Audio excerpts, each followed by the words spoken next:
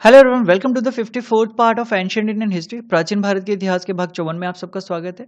इस वीडियो में हम देखेंगे causes of the fall of the Maurya empire. Maurya साम्राज्य के पतन के क्या क्या कारण थे उसे हम समझेंगे और इसी टॉपिक के साथ द मौर्य एज यानी मौर्य युग का जो चैप्टर है वो हमारा खत्म होगा। तो चलिए स्टार्ट करते हैं आज का वीडियो। ये जो मगधन एम्पायर था, मौर्यन एम्पायर था, ये काफी बड़ा हो चुका था, काफी पावरफुल था। बट जैसे ही अशोका का एग्जिट होता है मौर्य साम्राज्य से, वैसे ही ये जो साम्राज्य है ये टूटना शुरू हो जाता है। अशोका के डेथ के बाद से ही ये जो एम्पायर है ये दो पार्ट में डिवाइड हो जाता है, western and eastern. Western part जो होता है मगधन एम्पायर का वो किसके कंट्रोल में जाता है? तो वो कुनाला के कंट्रोल में जाता है एंड कहा जाता है कि अशोका का वो बेटा था। एंड ईस्टर्न जो पार्ट है मगधन एम्पायर का वो जाता है दशरथ के हाथ में, जो शायद ये जो अशोका था उसका ग्रैंडसन था। तो इस तरीके से हम देखते हैं कि अशोका के एग्जिट के बाद ही ये जो मौर्य साम्राज्य था ये दो पार्ट में डिवाइड हो जाता है एंड उसके बाद फिर ये जो है और टूटना शुरू हो जाते हैं। अब कोई भी साम्राज्य जो है टूटता क्यों है, उसके पीछे का जो सबसे बेसिक कारण होता है वो होता है कि जो रूलर है वो इतना एफिशिएंट नहीं है कि वो टेरिटरी को कंट्रोल करे, वो एकजुट रखे लोगों को। उसकी वजह से ही जो एम्पायर है वो टूटना शुरू हो जाता है। एंड वही चीज जो है अशोका के एग्जिट के बाद हुआ। बट सिर्फ यही चीज जिम्मेदार नहीं है मौर्य साम्राज्य के पतन के लिए, और बहुत सारी चीजें हैं जिसमें से अगर हम देखें तो पहली चीज आती है वो है ब्राह्मणिकल रिएक्शन। ब्राह्मणिकल रिएक्शन, इस पॉइंट को समझना और देखना क्यों जरूरी है। ब्राह्मणिकल रिएक्शन जो पॉइंट है इसे हमें समझना इसलिए आवश्यक हो जाता है because right from the time of Chandragupta Maurya, अगर हम देखें चंद्रगुप्त मौर्य जिन्होंने मौर्य साम्राज्य की स्थापना की थी, अकॉर्डिंग टू जैन सोर्सेस उन्होंने अपने लाइफ में जैन धर्म को अपना लिया था।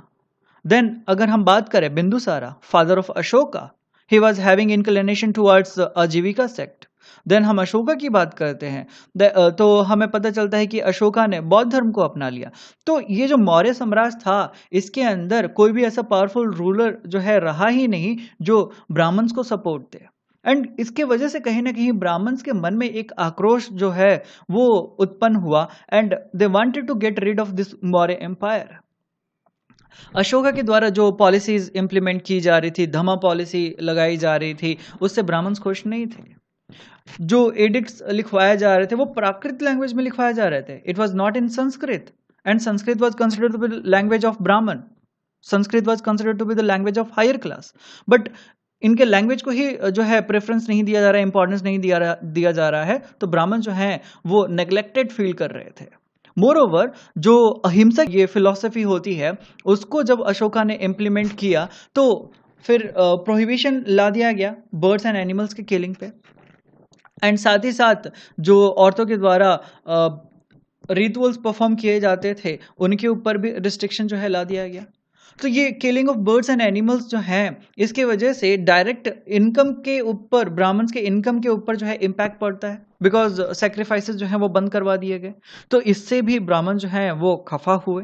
मोरोवर राजुकाज का अपॉइंटमेंट करवाया जाता है और उससे भी बड़ी बात व्यवहार समता एंड दंड समता ला दिया जाता है।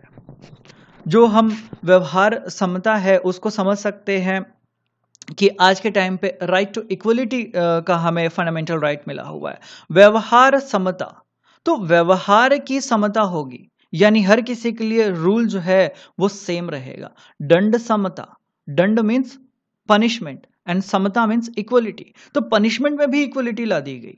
तो अब जो ब्राह्मण्स थे वो न जाने कितने हजार सालों से अपने आप को सबसे ऊपर जो है रिप्रेजेंट करवा रहे थे, तो उनके लिए ये बहुत बड़ा झटका था क्योंकि जो अशोका है उसने कह दिया कि हर किसी के लिए रूल्स एंड रेगुलेशन जो है वो सेम रहेंगे, सिविल एंड क्रिमिनल लॉ जो हैं सारे वर्णास के लिए सेम होंगे।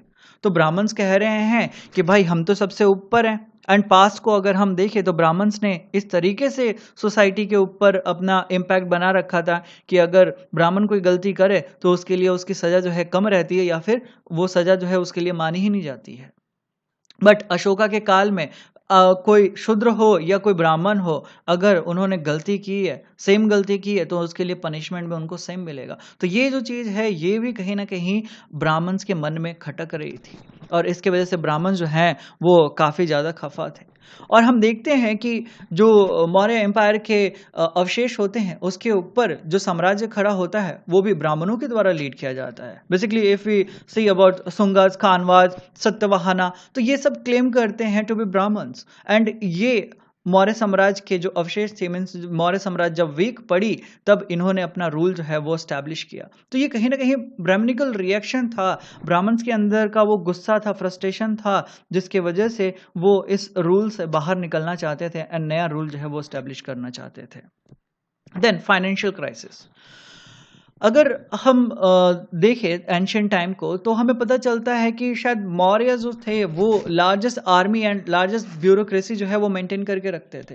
तो अगर आप बहुत बड़ी आर्मी एंड बहुत बड़ी ब्यूरोक्रेसी जो है आप अगर मेंटेन करके रख रहे हो, बहुत सारे ऑफिसर्स आपने रखे हुए हैं, तो आपको एक्सपेंडिचर भी झेलना पड़ेगा एंड आर्मी के ऊपर एंड ब्यूरोक्रेट्स के पेमेंट के ऊपर काफ़ी जो खर्च है वो करना पड़ेगा। और वो जो लोड है मौर्य एम्पायर के ऊपर था, और बहुत टाइप के जो टैक्सेस है वो इम्पोज किए गए थे लोगों के द्वारा। फिर भी अगर वहाँ पे पैसे अगर कम पड़ रहे हैं, एक्सपेंडिचर ज़्यादा हो रहा है, तो सरकार क्या करेगी? मौर्य रूल के अंदर जो लोग हैं वो क्या करेंगे? तो वो वापस से और टैक्सेस इम्पोज करेंगे। ऑलरेडी जनता के ऊपर टैक्स ज़्यादा है एंड आप और टैक्स जो है इम्पोज कर रहे हैं, तो जनता जो है वहाँ से फ्रस्ट्रेट होना शुरू हो जाती है। मोर ओवर ये भी कहा जाता है कि अशोका जो है वो बुद्धिस्ट मॉन्क को बहुत ज़्यादा जो है डोनेशन दिया करता था, जिसके वजह से जो राजकोष है वो भी धीरे धीरे खाली होना शुरू हो गया। एंड मौर्य साम्राज्य के अंतिम समय में ऐसा काल भी आया जब सोने की जो मूर्तियां थी उसको भी पिघला के बेचना पड़ा ताकि वो एक्सपेंसेस को मीट कर पाए। तो ये फाइनेंशियल क्राइसिस जो है वो भी कहीं ना कहीं एक कारण बना था जिसकी वजह से मौर्य साम्राज्य जो है वो खत्म। Then oppressive rule. Oppressive rule का मतलब है अत्याचारी तरीके से रूल करना, राज करना। सो ये जो ऑप्रेसिव रूल है ये कहीं ना कहीं एक कारण बना था जिसकी वजह से मौर्य एम्पायर जो है वो टूटना शुरू हो जाता है। बिंदुसारा के शासनकाल में ही अगर हम देखें तो तक्षशिला के लोगों ने कंप्लेन किया था मात्याज के अगेंस्ट। मात्याज कौन होते थे? तो हम नॉर्मल भाषा में समझ सकते हैं, जो ब्यूरोक्रेट्स थे उनके अगेंस्ट में तक्षशिला के लोगों ने कंप्लेन किया था कि यहाँ पे जो महामात्याज हैं ये बहुत ही बुरे तरीके से जनता को ट्रीट करते हैं, टैक्स वसूलने में ये बहुत ही ज़्यादा क्रूरता जो है शो करते हैं या फिर बहुत ही क्रूर तरीके से पनिशमेंट देते हैं। तो उन सारी चीज़ों की जो शिकायत है वो बिंदुसारा तक पहुंचती है और उन शिकायतों को दूर करने के लिए, उस प्रॉब्लम को सॉल्व करने के लिए अशोका को अपॉइंट किया जाता है एंड अशोका ने उस प्रॉब्लम को फॉर टाइम बीइंग सॉल्व तो कर लिया था। बट अशोका जब राजगद्दी संभालता है मौर्य साम्राज्य की, तो सेम सिटी से सेम जो इशू है वो उभर के आया कि जो ब्यूरोक्रेट्स हैं वो काफ़ी क्रूरता के साथ रूल कर। ठीक है, सेंटर के पास में अगर कोई है तो वहाँ पे कंट्रोल जो है अच्छे से बना के रखा जा सकता है क्योंकि ये राजा के पास में ही है। बट अगर आउटर टेरिटरी पे जो लोग हैं, जो ब्यूरोक्रेट्स हैं, वो अगर क्रूरता के साथ रूल कर रहे हैं आई एम सॉरी, तो राजा के लिए उन चीज़ों को पूरी तरीके से कंट्रोल कर पाना थोड़ा सा डिफिकल्ट होता है और वो जो चीज़ है, वो जो सिचुएशन है वो हमें देखने को मिल जाता है। कलिंगा एडिक्ट से हमें पता चलता है कि अशोका जो है इन सब चीज़ों को लेके काफ़ी केयरफुल था, बट फिर भी वो पूरी तरीके से इन सब चीज़ों को कंट्रोल नहीं कर पाया।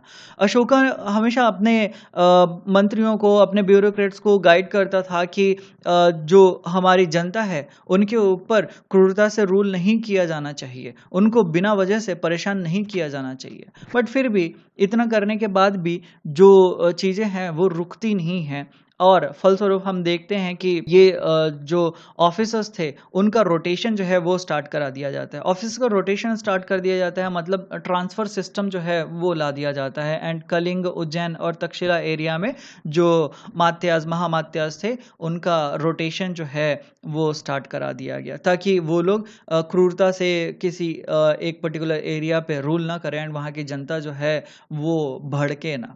तो ये जो चीज़ है ये भी कहीं ना कहीं एक कारण बनी थी जिसकी वजह से लोगों ने उखाड़ फेंकना चाहा होगा मौर्य साम्राज्य को।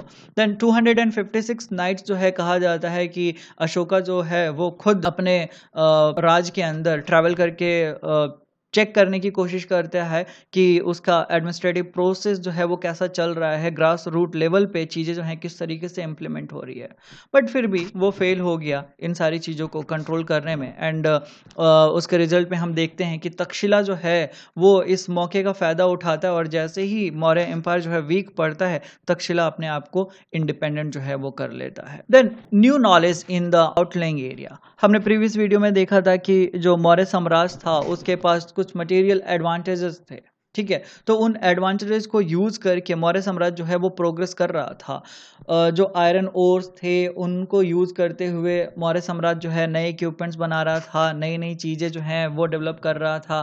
वेपन्स जो है वो भी बहुत अच्छे से, बहुत ही लार्ज क्वांटिटी में वो लोग मैन्युफैक्चर कर रहे थे। बट ये जो नॉलेज है ये धीरे धीरे फैलता गया।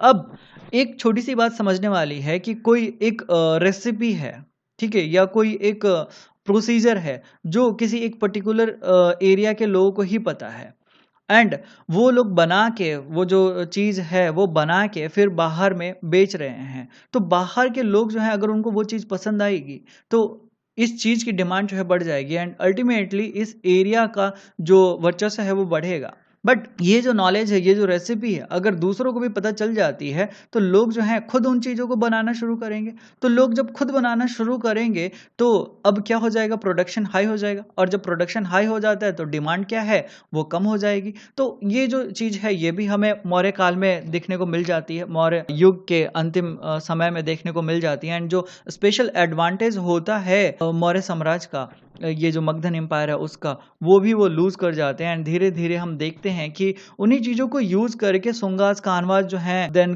क्षेत्रीय जो हैं, सत्यवाहना जो हैं, वो रूल स्टैब्लिश करते हैं और वो फिर डेवलप करना, फ्लरिश करना जो है वो शुरू कर देते हैं। The neglect of north west frontier and great wall of China के बारे में अगर हम देखें तो जैसा कि मैंने बताया कि जो अशोका होता है उसके डेथ के बाद ही मौर्य साम्राज्य जो है वो दो पार्ट में डिवाइड हो जाता है, वेस्टर्न एंड ईस्टर्न।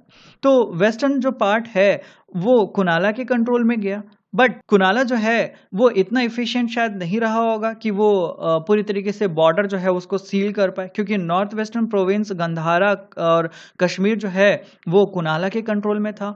एंड वो जो एरिया है नॉर्थ वेस्टर्न प्रोविंस जो है वहाँ पे नोमेडिक लोग रहते थे, ट्राइबल लोग रहते थे, बहुत सारे फॉरेनर्स जो हैं वो अटैक करने का मौका देखते थे, और वो जो चीज़ है वो शायद उस समय हुई होगी। मोर ओवर अशोका जो है वो मिशनरी एक्टिविटीज़ में बिजी रहा in last phase of his life, जिसकी वजह से वो सही तरीके से शायद बाउंड्रीज को सिक्योर नहीं रख पाया, एंड बाउंड्री जो है वो वीक पड़ती गई। और इसका फायदा जो है बाद में जो पाइथियंस होते हैं उन्होंने उठाया, ग्रीक्स होते हैं उन्होंने उठाया।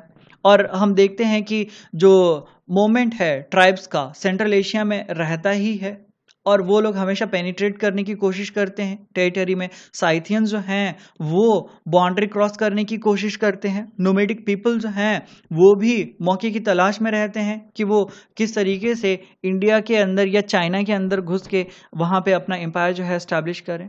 220 BC के आसपास चाइना में रूल चल रहा था शी हुआंग का।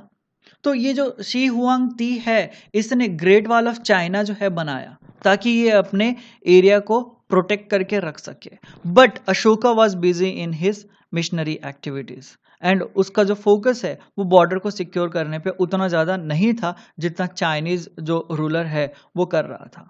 शायद अगर ये फोकस अशोका ने दिखाया होता तो ये जो मौर्य साम्राज्य है ये कुछ और समय तक चला होता। एंड नेचुरली फिर क्या हुआ कि जब बॉर्डर एरिया जो है वो वीक पड़ा तो जो साइथियंस थे उन्होंने पुश किया फिर पार्थियंस को, एंड फिर उन्होंने पुश किया शाक्यास को। तो इस तरीके से ये जो फॉरेनर्स थे ये इंडियन सब कॉन्टिनेंट में इंटर करना शुरू हो जाते हैं, एंड सीरीज ऑफ इन्वेशन जो है वो शुरू हो जाता है till the beginning of Christian era. Christian era की बिगनिंग तक फिर अटैक जो है इंडिया पे चालू रहते हैं। मौर्य एम्पायर जो है फाइनली डिस्ट्रॉय किया जाता है पीयूष मित्र शुंगा के द्वारा, एंड कहा जाता है कि पीयूष मित्र शुंगा जो है वो जनरल था, लास्ट जो मौर्य रूलर था बृहद्रथ उसका। और बृहद्रथ को पीयूष शुंगा ने पब्लिकली जो है एग्जीक्यूट किया था, मारा था और पाटलिपुत्रा के राजगद्दी पे अपना साम्राज्य जो है वो स्थापित किया था। हम देख सकते हैं इस मैप में कि साइथियन जो हैं वो पुश करते हैं पार्थियंस को, एंड फिर पार्थियंस अगर मूव होंगे तो आसपास में और कोई ट्राइब होगी तो वो उसको पुश करेंगे, या फिर ये खुद जो हैं फिर इंडियन एरिया में इंटर कर जाएंगे। तो इस तरीके से ये बाउंड्री जो है वो जब वीक पड़ी तो फिर फॉरेनर्स जो हैं वो इंडियन टेरिटरी में इंटर कर जाते। जैसे कि मैंने बताया कि बृहद्रथ को पब्लिकली जो है एग्जीक्यूट किया गया था, एंड पाटलिपुत्रा के राजगद्दी पे पीयूष शुंगा ने अपना साम्राज्य जो है वो स्टैब्लिश किया। शुंगा जो है पाटलिपुत्र पे रूल करना शुरू कर देता है, एंड साथ ही साथ सेवरल वैदिक सेक्रीफाइसेस जो हैं वो स्टार्ट करा दिए जाते हैं, और इस तरीके से मैसेज दिया जाता है सोसाइटी को कि brahmanical way of life is back. Okay, तो ये हम देख रहे हैं कि कहीं ना कहीं जो गुस्सा था, फ्रस्ट्रेशन था, जो ब्राह्मणिकल चीजें रुकी हुई थी उसको रिवाइव करवाया गया पीयूष शुंगा के द्वारा। एंड ये भी कहा जाता है कि जब ये रूल करना स्टार्ट करता है तो बुद्धिस्ट जो मॉन्क्स होते हैं उनको प्रोसिक्यूट करना स्टार्ट कर देता है। कानवा जो हैं वो फिर शुंगाज के बाद रूल करना शुरू करते हैं, एंड कानवा जो हैं वो भी क्लेम करते हैं टू बी ब्राह्मण्स। तो इस तरीके से ये जो मौर्य साम्राज्य है वो पूरी तरीके से फिर खत्म हुआ, और फिर दूसरे जो साम्राज्य हैं वो स्टैब्लिश होते हैं। सो आज के वीडियो में इतना ही, मिलूंगा मैं अगले वीडियो में। Till then take care, bye bye, thank you.